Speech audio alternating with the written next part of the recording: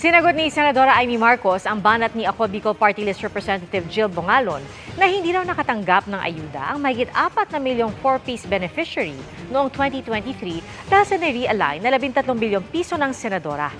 Ayon kay Senador Marcos, inirekomenda niya ang paglilipat ng pondong hindi pa nagagastos sa 4-piece papunta sa iba pang proyekto ng DSWD para maiwasan anyang mabalik ito sa Treasury. Ayon sa Senadora, balanseng 8 bilyong piso ang inilipat sa ibang proyekto ng DSWD na madali ipatupad gaya ng supplemental feeding at AICS. At dagdag pa niya, sa Bicameral Conference Committee raw tinanggal ang 5 bilyong pisong halaga ng Assistance to Individuals in Crisis Situations o AICS dahil kulang sa pondo. Ito raw dalawang halaga, ang suma total ay 13 bilyon. Ang marahil tinutukoy ng anyay ilang nalilito.